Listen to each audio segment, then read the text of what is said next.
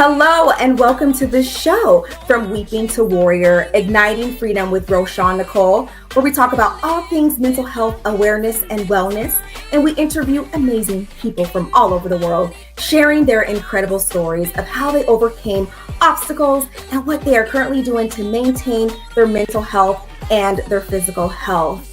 I am your host, Roshawn Nicole, and if you know my story back in 2021, I was in treatment for depression, anxiety, addiction, and PTSD. During that time, when I was in treatment for 2 months, I was writing my music, not knowing that at the time, but when I left treatment, I shared my story through song, speaking to schools and different organizations and churches and letting them know that there is hope and healing on the other side. So now I have this podcast and I want others to know that they are not alone, but there's also hope and healing. If you would like to be a guest on my future show, I would love to have you. Hit up your girl at info@RoshawnNicoleWellness.com. We would love for you to share your story. All right, friends. So before we get into our special guest on today, a disclaimer, like I say on every episode, I am not a medical professional. I will be a certified holistic practitioner soon, but anything that I talk about is basically due to my experience of how I overcame anxiety and depression. The same thing with my guests, they're sharing their stories as well. Also, trigger warning, on this episode and all episodes, we talk about mental health and mental health challenges. So I just want to throw that out there as well, a trigger warning for this and all episodes. All right, so I do want to go over something today. Each week I do either a mental health stat, a mental health tip, or a technique, and I want to go over, this is called the 5-finger breathing technique, and I'm looking at my notes here so I can make sure that I'm explaining this right, because if you are listening in, I want to encourage you to go to my YouTube so you can visually see what I'm going to show you in just a moment. I thought that this would be fitting because our special guest that we have on is an amazing speaker. That's how I met her. She was speaking on the stage and she was sharing her story and talking about anxiety and depression, and she speaks to students as well as teachers. And so this strategy that I'm going to show you can be helpful for children, but also can be helpful for adults as well. And this is called the 5-finger breathing technique. So I'm going to show it to you and explain it as I am walking you through it. So what you're going to do is you're going to start by holding up one hand and in front of you, and with your fingers spread wide apart. And you're going to use your index finger from your other hand to trace the outline of your hand. Okay, so basically you're tracing it. Okay, and as you're tracing, we're going to start with the thumb. You're going to breathe in, and when we breathe in, you're going to use belly breaths using your diaphragm. You're not going to use your shoulders. You're going to use your diaphragm. So as you're going up and tracing, you're going to breathe in. And then when you're tracing down from your finger, you're going to breathe out through your mouth. Okay. This is a technique that is nice because it's visual for sure, but also deep breathing promotes relaxation and helps to lower your heart rate. It also helps you to distract from like the stress that's going on, either in your mind or in your surroundings. And it helps you to be present. And it also helps to calm anxiety and to improve focus and also to center yourself. So I'm going to do this, and for the sake of time, I'll just go through a couple of fingers. But as you are doing this, you may notice when you get to your pinky, oh, I'm feeling like I still need to do some deep breaths. Then you can come back around from your pinky and retrace going back to your thumb. If you're listening, I recommend that you go to my YouTube so you can see this visually. So we're going to start with the thumb. We're going to breathe in. So we'll do this together. And then remember, you're going to breathe out, breathing through your diaphragm. So let's start. So I'm going to go up.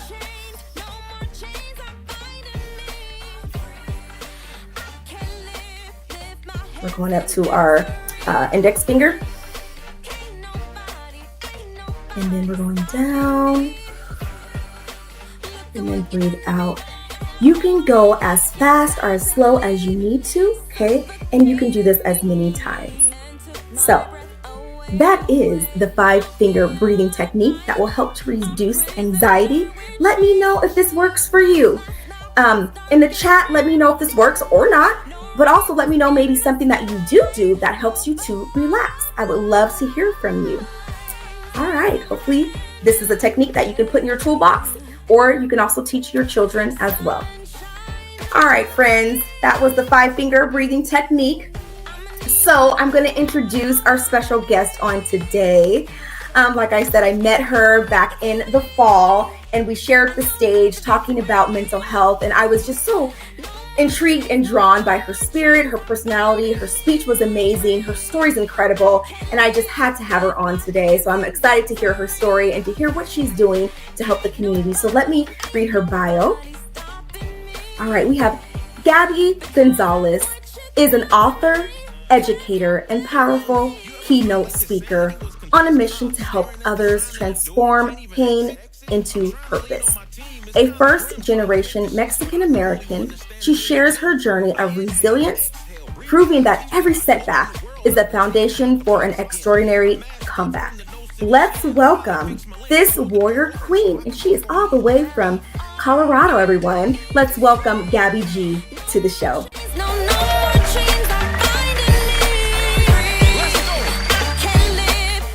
Hey, Roshawn. Hello. So good to see you. I was doing that breathing practice. I was doing it while in it. So, all good tools that we can have in our little tool bag. Absolutely. Have you heard of it before, or have you seen it? I've heard the breathe, like the box breathing. So it's all kind of similar, but I do like this because it like distracts you. So I think that's the additional piece, especially for some people who are all up in here. I think that's super helpful. Oh yeah. Absolutely. Yeah, it's very, very helpful, very visual. So yes. Well, welcome, Gabby G, to the show. I'm so glad you're here. And just tell the audience a little bit about yourself. Where do you reside? And just a little bit about you before we get into your story. I'm from Denver, Colorado. I've pretty much was raised here since I was 3 years old, so I like to consider this home.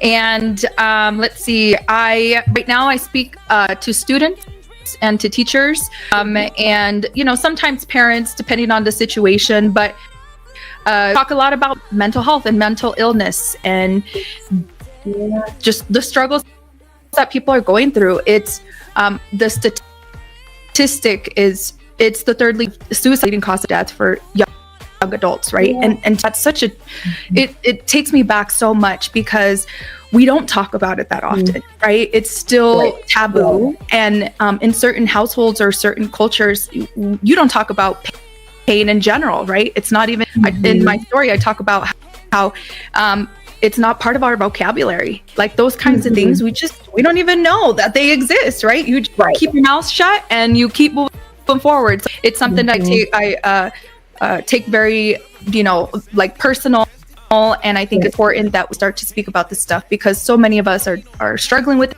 it, even if we're not talking about it. Absolutely. And I'm so grateful that, our stories are similar. And so like I was sharing with the audience that how when you were on stage and you were talking about depression, anxiety, I was just like so intrigued and just wanted to hear more about, your story. And so I would love for you, to share with the audience, your weeping story, because we talk about weeping to warrior. And so I would love for you to share your weeping story, and then we'll get to your warrior story. Okay, beautiful. Yeah.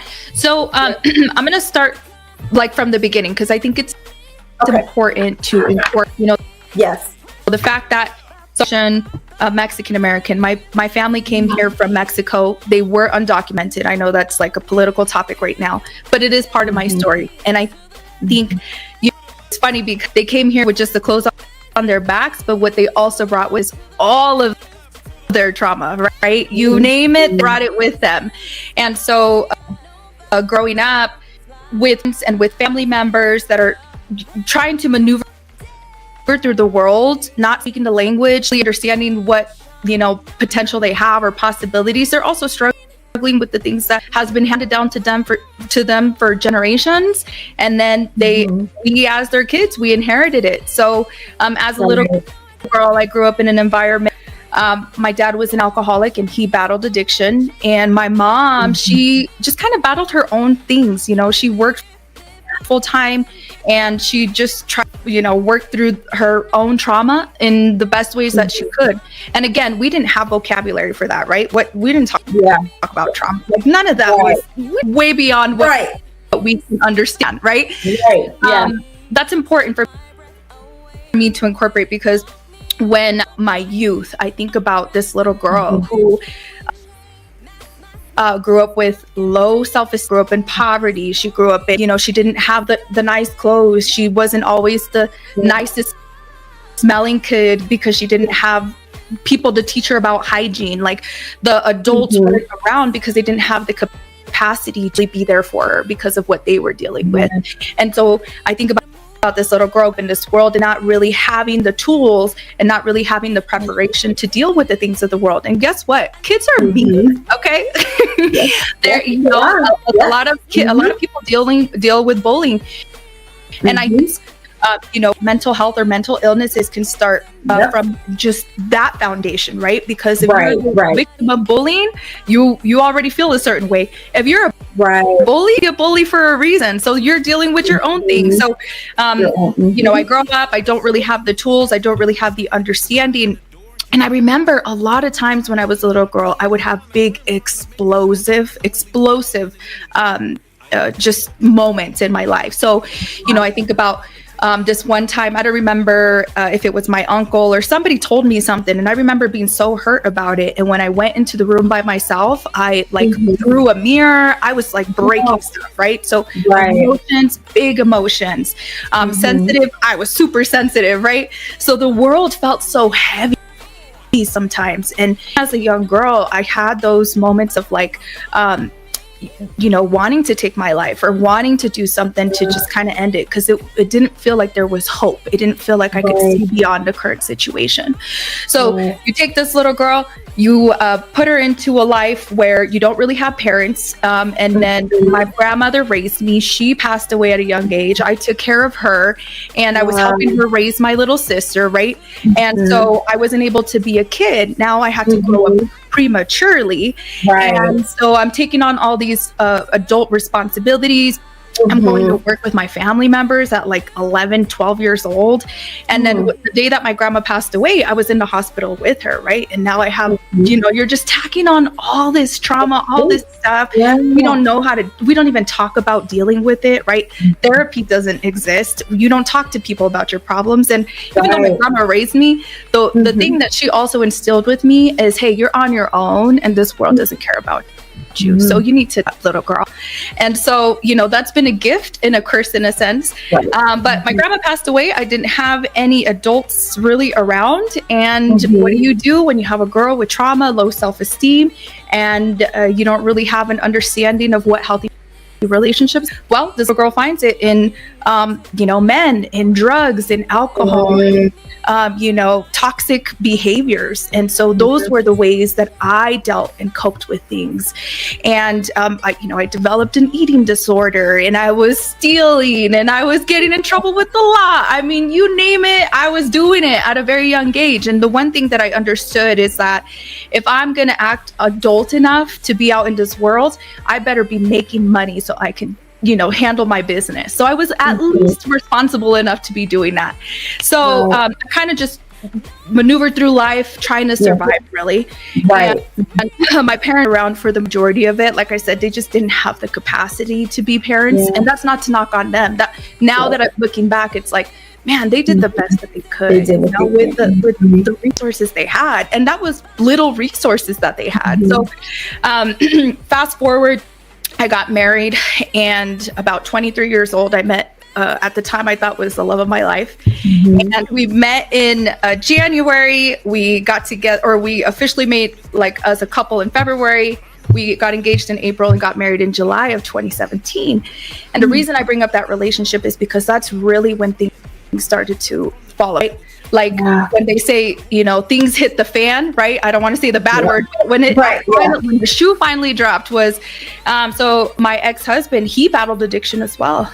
And I started to get to a place where I was like, man, what's wrong with me? And some things that something important that addiction does to us is if you are somebody who deals with addiction, you become something that you're not, right? Right. Manipulator, resourceful. I mean, you turn into this completely different person. And so I felt like I was married to a stranger, and I was having to try and survive that relationship because he was dealing with that. I didn't even know who I was with. And so eventually I started going to therapy because he said, hey, you're the problem. And I was like, okay, let me go fix that problem since I'm the problem.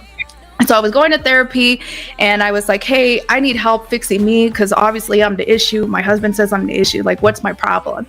And months and months later into therapy, she's like, I understand that you're the problem, but have you ever thought that there's like mutualness in a relationship? It takes 50-50. Right. And so she started to plant those seeds in me. And eventually I didn't know my ex-husband was an addict, but I knew he was an addict. And then eventually I found out about that, and like my whole world fell apart because I thought this man, I was going to be with him for the rest of my life. I thought all my life was going to be perfect. And during the process of being in this relationship, I also became very successful in my career, my financial career. And that's also important because I thought that money was going to solve all my problems. Ever since I was a little girl, like the world told me, girl, make some money and everything's going to be great. Right. And so by the age of 26 years old, I was, making like almost $300,000 a year. I was doing fine. Right. And so I think everything just bubbled up, and I got to a place where it's like, I got married. That failed. I had to get divorced. I made all this money. That failed. I went on these trips. That failed. I did all the things. I had the cars. I did all of the things. I did the drugs. That tell you like have fun, have the relationship. I did it all. Right. And then what? Now I'm here, and I'm super depressed, and it's super lonely at the top because at the top I was awful to so many people because I was so, and so I got to a place where like there was nothing left for me to do. And so I created a will. I put everybody's name on it that needed to have something for me. I found a place for my dogs to go. I mean, I had it all. And to a friend, and I said, hey girl, I did everything that I needed to do. I have a life insurance. I have a 401k. My family's going to be fine. Everybody's going to be good. I did what I was supposed to do in this world. It's time for me to go. Like there's nothing else for me to live for. Clearly I did everything, and it didn't meet those needs. And she's like, no, that's cute, but I'm going to need you to go and ask for help. Then, if everything that you ask for took out, then do whatever, but I need you to go and get support first. And I was like, okay. So that's exactly what I did. She told me that I talked to therapists, psychiatrists, programs. I was already doing 12 steps husband. Like I was doing it all. I did an outpatient intensive for depression and anxiety and suicide. Like I was doing it all. That was like my second full-time job. And so I really reached out for help, deal with some of those, I call them demons, some of those chains, some of the stuff that was holding me so hostage. And beautiful things came from that. Right. So part of the difficult thing of the struggle is you don't really realize how many people you hurt. And so, what I talk a lot about is like, I did all these things, buddy stuff, and I was taking people out, and I was doing all these great things, donating money. The day I was alone because I was a nasty person, right? Nasty. Nobody wanted to be around me because I had a bad attitude, and I was angry. And that was a combination, right? Of like, well, he let me down. Of course I have the right to be. Of course I have the right to people. And so, money doesn't solve you if you're a nasty person.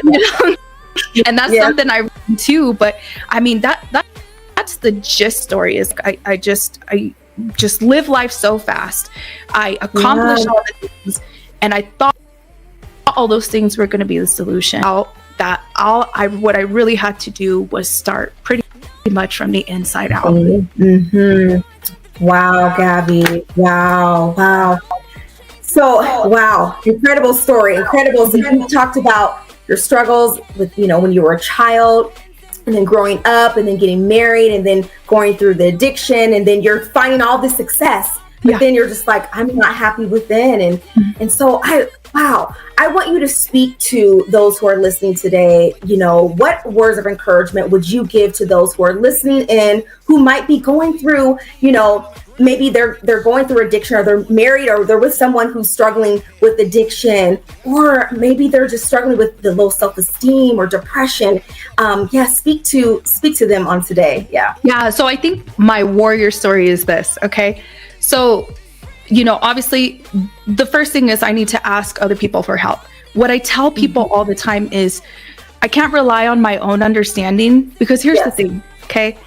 I have a bad track record, okay? 20-something years, 30-something years, I've been relying on only myself, what I know, my wisdom, what I think I know, right? I only relied on myself for all that time. And I used to think it was something that made good, right? Oh, well, I don't need anybody's help. So, independent woman who don't need nobody. And cool, that looks good on the outside, but what are you really dealing with on the inside? And so in those moments, I had to take a step back and humble myself, because if I continue to only rely on my understanding, guess where I'm going to end up? In a year, in 6 months, in 5 years, who cares? If I'm only relying on me, I have a bad track record. So obviously I'm going to end up in the same place. So this important thing, and the most just life-changing thing, is to start surrounding yourself with people who you see, not just talking the talk, right? But walking the walk, right? And also getting the support that you need, and having the humility to do that. Because one of my therapists told me, she said, therapy is those who are weak. It's actually for those who are brave, because the things that you have to face and deal with, overcome in that room, face to face with someone, oh, have mercy, man. That's hard. And I'm going to be honest, I feel like the reason that so many of us use drugs and alcohol and promiscuity and you name it, right, is because we're too afraid of the pain. It is really so difficult to face the things that you have done. It's hard to face the things that people have done to you, whether it's neglect, whether it's, domestic violence, whatever it was.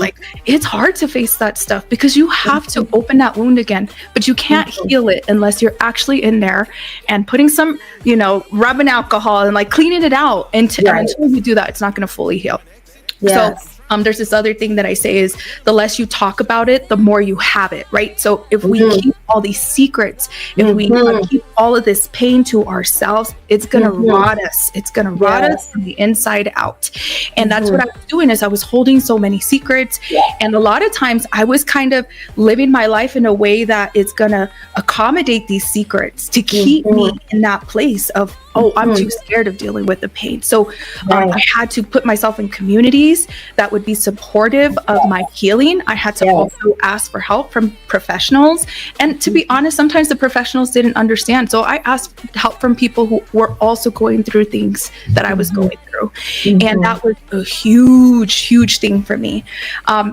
The other thing that, really was able to help me in those moments was have enough humility to take accountability. Right? Have enough humility to take accountability for the mistakes that you have made. And, in 12-step recovery groups and the Bible, I mean, there's a lot of things that talk about talking, not just saying I'm sorry, but actually making a change. And a lot of relationships that I lost 12 months ago, 24 months ago, are now starting to come back, not because they changed, because a lot of times they're the same, but because I changed and I said, hey, I'm sorry, I messed up, I did this, I understand that I did that. Oh, and also please tell me what else did I do wrong, right? Because they say communication cures all ills, but we don't want to even communicate and know that we did something or we missed the mark. We're going to lose an opportunity to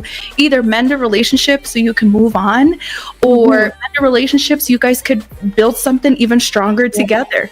And really taking accountability and sharing these things that I've been dealing with has been such a huge change for me. And I have been on medication, and I have done all kinds of psychiatric medication. Yeah, I was going to say, tell us about your healing journey and what you're doing currently now to maintain your mental health and your physical health. Yeah. Absolutely. So I was on psychiatric medication for the last 4 or 5 years. Okay. I've been on like 4 different medications. I will tell you this, and I don't want to give the wrong message, but for me, there was a lot of side effects. And I almost lost the original person I thought I was years ago. Yes. And I had, energy, and I had, this ambition, and I kind of lost myself for a few years because what the medication does is it does calm down the noise, but it also sometimes numbs you out more than what I felt I needed. And so the other thing I want to say is the therapist and the psychiatrist didn't tell me how hard it was to withdraw from this medication.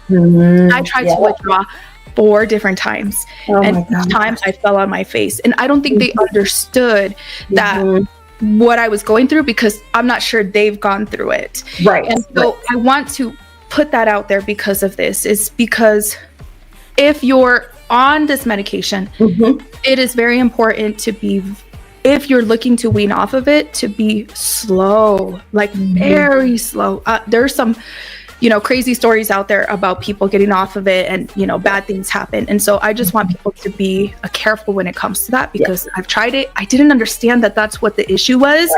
And so it took me until this 4th time that I'm now 60 days, withdrawn from that. But it was slow. Very small decreases in the dosage, but it worked for what it worked. But for me, over time, once I got to a place where I felt established, where I had the help, where I had the community, where I could tell people like, hey, I'm weaning off these meds. If I go a little crazy, let me know, put me in certain environments so I can feel safe. And so having that community, having that group, having those people, again, being real about what you're going through, that's what's so important, because we need that. I mean, I believe that God didn't put 8 billion plus people on this earth for us to do this alone, right? And that's 100% part of my healing. I would say the other thing for me is what I do. So I had to do physical activity, and I took up boxing because I love that. Yes, kickboxing. So I've had a lot of pent up, energy in my body. And we see young kids want to get active and want to get physical, and sometimes they don't know how to really direct that energy. And so I believe some of these more physical activities is how we can release some of that in a structured, safe way, versus doing self-harm or versus harming other people. So that's been a huge thing for me, is being able to go to a old school gym. I got a coach who gives me a hard time, but I know he loves me. Pushing you. That's and I've done a couple of sparring sessions with other people, and girls have knocked me on my butt, but it's cool. We keep getting up, and we keep trying again. And I think the last important thing that I want to make sure I hit on is my faith, right? And I know it could be a controversial topic too, but for me, if I didn't have something bigger than myself, not only to live for, but to lean on, I promise you, I would not be on this earth today to talk to you. And faith for me has been important. Having a community of people who pray for me. That's been huge. I've had people sit in on the phone for hours to just pray for me and just sit there and not ask for anything else, but to just make sure that I have that, higher power being to protect me. And for me, it's God, right? I think that's very important is my faith. And like I said, without it, girl, I would not be here today. Wow, Gabby. And you said something that I want to also talk about too, because you were talking about medication, and you were saying I'm not knocking medication, and I don't knock medication, because I feel like there is a time and a place for it. And for me, when I was going through treatment 4 years ago, that was my transition, because I was getting off of alcohol, getting off of sleeping medication. So that was for me, I was like, I needed whatever I could just to, that transition period. But I did end up, just like you, I did end up bleeding off of everything, because I was like, me personally, for me, what works for me and my body chemistry, because I get every side effect ever. They name them. I'm like, I have them all. Right here, sis. I'm like, I get it all. So I put myself through, that's why I'm still in the certification program to be a holistic health practitioner. And so one way is using natural, like you were talking about, natural ways to just, to stay stable, exercising, proper diet and food and all of that. And so I just wanted to speak on that as well for the audience who is listening, where they're just saying, I don't want to take medication. Well, you may need that. Talk to your doctor. We're not telling you to get off of it. We're not telling you to wean yourself off of it without being supervised by your doctor, because there could be some adverse reactions. And so we're not condoning that, but speak with them. But we just wanted to just talk about our experience. So yes, absolutely. For sure. And I want to also mention something, Roshawn, and I think it's important because I didn't understand that until I'm here now. But there's two things that came up when I was dealing with the medication stuff. And I think sometimes, we might not always have all the information of what medication can do to us, right? And not even the professionals. And so when I was going through what I was going through, I had certain professionals, kind of brush me off and say, hey, you're making mountains out of molehills. Like, are you really, what's really happening? And there was that disconnect, and so I think that's why it's also important to say, like, sometimes you have to fight for the support that you need, because you might get pushed away. And and for me, I'm grateful that I had that instinct to be like, that doesn't feel right. Let me talk to somebody else. And so now I go to a therapist in Mexico, and it's interesting because I'm able to have a communication with somebody that understands the culture. But also, like, she was able to help me understand that I'm not just crazy. Like, these things are, there's actual brain things that are happening. And, we have to be very careful with that and both sides of it. And even if people don't understand, it's like, we don't really get what people are going through, because in a sense, we don't really understand all the things that are happening when there are, when medication is involved. So I think that's one thing. And then the other thing real quick is, if I could had more of an understanding, and that's why I think these conversations are so important, is I would have rather had them try all of the options before that was the first option, because it was so hard to get off of them. And so if I could have had something different, I would have been open to that first. And I remember being very clear, like, I don't want to get on meds because I dealt with addiction. Like, I don't want to do that again. And so I just say, because we don't talk about this stuff a lot, is like, there could be other options than that, and it's okay to ask for that as well. Yes, absolutely.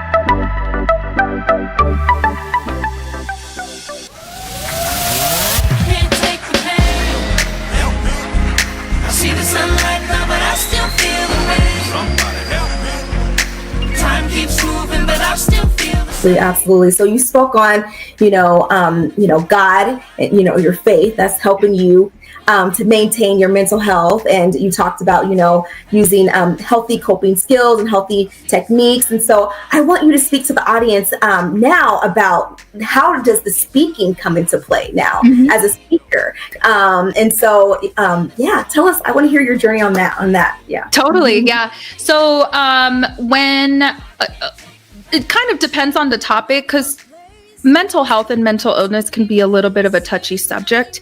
And mental health and mental illness are two different things, right? Mental health is like your state of being, is you either have healthy mental health or you don't have such great mental health, right? And what are you doing to help stabilize that? And then there's mental illness, which is your diagnosed anxiety, depression, schizophrenia, all of that. That's where that bucket is.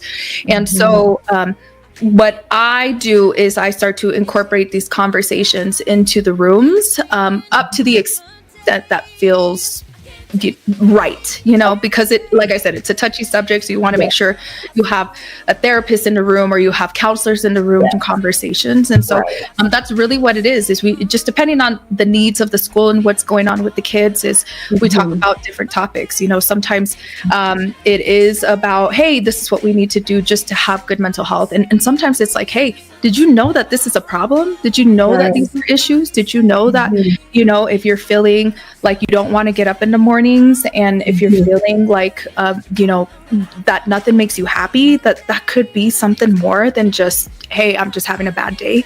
So it's just being able to have those conversations and incorporate them with kids, with parents, with teachers. The goal is to have more conversations with parents, because ultimately they're the ones who kind of control the day-to-day stuff. And if parents don't even understand that those are things, they could a lot of times disregard what's really going on. And I see that a lot in my culture, in the Hispanic culture, and I'm sure you might see that in different cultures, but we're taught to be tough, right? You gotta toughen up, you gotta suck it up. And we don't talk about our trauma. We don't talk about our problems, unless we're gossiping about other people. Like we're not talking about those things. So, that's my goal, is to, bring those conversations and start having them with the parents as well. Because I think that's where a lot of the change can actually happen. And understanding that some of the things that they say to the kids, and some of the ways that they behave with kids, is also sort of making it worse, but we don't know what we don't know. And so, for me, it's allowing kids to have a space to talk about those things, and also being able to find tools to overcome the issues that they're dealing with. Because like my story says, right, is you can have all the things in the world, but if you're rotted in here, forget it. None of it's going to matter, and you're going to get to the top. And then if you don't end up in a place where you have a revelation like me, you'll just keep chasing what's next. And then way older, looking back on your life and seeing, okay, well, what was the point of it all? Right? And the topics too is social media, and how that's affecting the students, and how that's affecting even parents, right?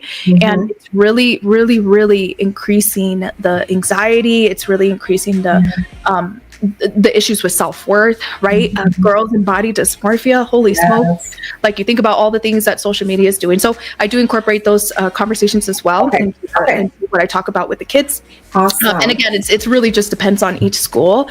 But that's been, kind of most of the time what we've talked about. And then there's conversations about, how do we overcome, how do we have resilience, and how do we have purpose? Love it. Beyond all of that. Yes. Woo, I love it. I love the work that you're doing. And so are you speaking to, is it elementary, middle, and high, or do you have a specific? So I would say it's mostly high school. The topics are a little bit more difficult. Right. Yeah. Early college, and then my hopes is to eventually have conversations with, I talk about having conversations with ambitious young adults, right? And so, people like me who had all this ambition, but are we putting it in the right place? And are we taking care of ourselves so that we can steward our time here on earth responsibly? But the older is what I don't know if I can bring those conversations yet to the younger crowd, but right now that's sticking with just older, so we can be okay to have those types of topics brought in. Yes, we need more conversations in schools, in the community, and churches, organizations. We need to talk more about it. So I thank you for your work that you're doing. Incredible work. Yes. Well, Gabby, I can sit here and just talk to you for hours, because we have so much to talk about and so much in common. And I'm just like, oh my goodness, I love it, and just love the work that you're doing. But I would love for you to, tell the audience how they can book you and contact you. Yeah. So my Instagram and Facebook is at Gabby G Speaks. My website is Gabby Gonzalez Speaks, because I couldn't find a Gabby G Speaks, but we can already take it. Okay. It's all pretty close to, my first name, last name, and Speaks. And that's the platforms that I really focus on right now. Okay. And just high school. Are you also organizations or anything, or just particularly just high school that you're speaking to? So right now, that's what I've focused on, but Okay. I'm open to having conversations. I recently saw a gentleman bring it to a church gathering, and I was a little surprised about that. And I was like, wow, this is such an important topic. Why are we not talking about it? Right. So I thought that was very powerful, and it's encouraging to me to be able to bring that as well into different environments above and beyond just schools. But yeah, like, that topic, I was in the mortgage lending industry for years, and there were people who passed away because of the mental health struggle. So again, you can be successful, you can have money, but there's stuff people are battling. So I think it's a relevant topic in any platform. And I'm open to all of it, but I've just mostly been focused recently on schools. Yes. Awesome. So friends, you heard Gabby and how you can book her to come and speak to your high school, or even open it to organizations. So please contact Gabby. She would love to speak and encourage and share her story, and letting people know that there is hope at the end of the tunnel, there is light, that there is freedom. So yes, well, Gabby, before we go, we have a few more things to do, a few more questions. I just want to ask you if you have any last words that you would like to give the audience today, any encouraging words. Yeah. Okay. So I recently heard this statistic, scientific fact. I don't know what you call it. Great, Dad. But you know that us, me, you, anybody in this world that's alive today, the chances of you being alive is 1 in 400 trillion, right? Like for a little sperm to get with the egg, and for all of that to happen and make you and me, that's 1 in 400 trillion. Wow. Why do I bring that up, right? Because I believe that all of us have a God-given purpose to be here, right? There's just no way that we beat the odds, right? We already won the lotto. So my encouraging words is like, you absolutely have a reason to be here. And even though sometimes it might feel like you don't, and sometimes it might feel like the world is so heavy, like, there are billions of people who are here that can help support you and love you and pour into you, right? There's this gentleman I used to listen to in a 12-step recovery group, and he always used to end his meetings or his talks. He said, if nobody's ever told you they love you today, I love you. And I remember when he used to say that, I would be like, oh my gosh, he loves me. He doesn't even know me. Like, I would be so emotional, because I didn't really hear people say that to me unconditionally. And so when he would tell me that, I would be like, what? And so, that's also what I want to leave at the table, is like, if nobody's told you they love you today, I love you, right? And don't give up before the miracle happens, because look at this, we're already miracles. We are 1 in 400 trillion, Yes, we are miracles. I did not even know that stat. Yeah, wow. It's wild. Blows my mind. Yeah, 1 in 4, you said 400 trillion? Yes. Wow. Love it. Wow, Gabby. Well, Miss Gabby, before we go, we're just going to play a game just to kind of lighten the mood just a little bit. Yep, we're going to play a game, and also to get to know you. And I have 4 questions, and these are would you rather, and I'll give you 2 choices, and you're going to share which one and why. Okay, so we'll start with this one. So let's see. Would you, let me find, all right. Would you rather go and see a comedy show or a poetry night? Oh, that's a hard one. Okay. I would have said comedy back in the day, but I would say poetry now, because what I appreciate about, especially in the speaking industry, what I really appreciate is like the poetry, the poeticness of how people can speak and articulate, like just being able to create a song, the ability for you to do that and then put music behind it and then make it sound good. Like, that's incredible to me. So I would do poetry. And then, and this is more on the faith side, but Jesus was very poetic, right? A lot of the scripture, a lot of the stuff that's in there. My boy was poetic, was very artistic. He had it put together in that. So I really appreciate that now. So I'd probably say a poetry show. Poetry night. Yes, love it. Okay. I don't know. I don't know. Yeah. On the night. So, okay. All right. So now this one is, would you rather stay in for the night? So whatever you do, Netflix or whatever, stay in for the night, or go out for the night? Oh my gosh. Okay. This is a funny one to me because here's the thing. I will make plans with people to go out and then I'd be like, I changed my mind. So I think most of the time is I would rather just stay home and be in my comfies and not have to get dressed. Like, I'm not a girl who wears a lot of makeup. I don't do a lot of the stuff. It's a lot of work, girlfriend. So I will stay home in my jammies. Yeah. Oh, no worries. You don't have That's to. Oh, yeah. Beautiful as is. So, Thank you. All right. So the next one is, would you rather host dinner and have people come over? Or would you rather be a guest for dinner? So go over someone's house. I would say, really. So yeah, I would say I would probably host. Okay. And the reason I say that is because I like to be comfortable, right? So if you go to somebody's house, you might not know what the environment is. And I also cook from love. So I don't like to cook in general, but if I'm cooking it because I'm nurturing, because I'm loving somebody, I could throw down. I will cook what you want. So I would say definitely host. Okay, host. Awesome. Yeah. I love it. Okay, well, invite me over and I'll come in. Okay. Colorado. Okay, and the last one, this one's a fun one. We threw candy in here. Reese's or Snickers? Snickers. Snickers. Okay. Okay. There's more fun in there, you know.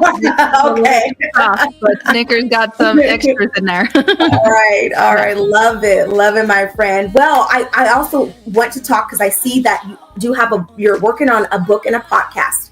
So yes, tell us a little bit about that. Do you have dates for both?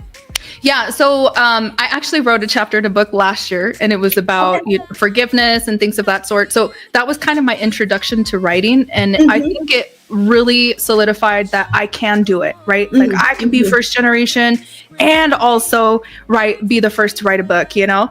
So that was really cool. And so now what I'd like to do is incorporate what I talk about and incorporate it in a book and make it tangible for students and, you know, different age groups. So for me, it's not necessarily just to get my story out there. It's like, okay, here's the story, but here's also the lesson and here are some tools. So that's really what I'm looking to develop and put together. I have a book coach, so I'm working with him so that we can get that set up. I've already started just writing and putting my story together. So I'm hoping that towards the fall, which is also when I want to be able to do another school tour and just get out there and start, you know, promoting the book, but not necessarily for sales. It's more so that kids can have something tangible that they can take with them. Okay. Awesome. And then the podcast. So I think it's what I'd like to do is also kind of incorporate the lessons from that book into the podcast. I'd also like to do interview style with folks. You know, a lot of times we see interviews of, you know, big people who have done things and are out there, and I guess visibly you could see that they're, you know, famous in a sense, but I want to find the people like you and me, sis, like, you know, everyday people. Yeah. We overcame stuff and we don't hear their stories, but that's where we get the hope and the ability to see that we can also do it, even if we don't have, you know, 2 million followers on Instagram. So that's the story that I'd like to bring to the table as well. Love it. And then a school tour is in the fall. Is that in your area? And are you doing it in your area? As of right now, I haven't really reached out to any schools outside of the state yet, but you know, if it's to come to me, great, you know. Okay. You heard her, friend. So get her up, get my girl up. She'll come to you. So that's right. Yes. Well, Gabby, I just want to say I appreciate you coming on and sharing your story and being vulnerable and transparent and letting others know. I always say this, that there is hope and healing on the other side. And so I am just so appreciative for you and your time today. And we're probably going to have you come back on and maybe talk a little bit about your school tour, maybe if that's okay, and your book and all the amazing things. So I'll probably reach out next season. So I appreciate everything you're doing. Thank you for having these conversations. They're hard, but we need to have them. And so we need leaders like you to step up and to speak out on the stuff that makes us uncomfortable, right? We can do hard things. Absolutely. Thank you for Yeah. your work and what you're doing. And I just want to encourage you to keep on keeping on and keep doing the work. And your light is shining so bright. So thank you. I appreciate it. All right, Miss Gabby. So I will see you later. And thank you for your time. So Yes, thank you. Thank you. All right, friends.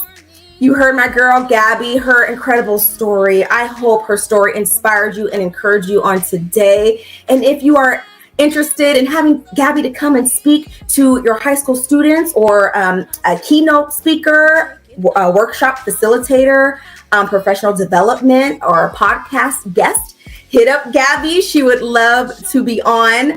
And I just want to say to everyone, thank you for watching. If you're watching or if you're listening in, thank you. Come back next week for a new episode. I also want to give a shout out and a thank you to the producer of this show, and that's Dr. Teresa Jordan. I appreciate you. Thank you to Gabby for coming on today, Gabby G. And thank you for listening or for watching. Come back. Like I said, I'm going to share my story, and we're also going to have some counselors on to give some advice and some tips.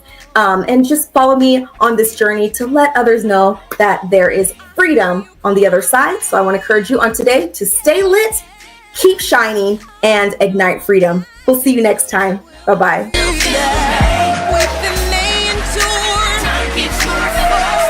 Thank you for tuning in to From Weeping to Warrior, Igniting Freedom with Roshawn Nicole.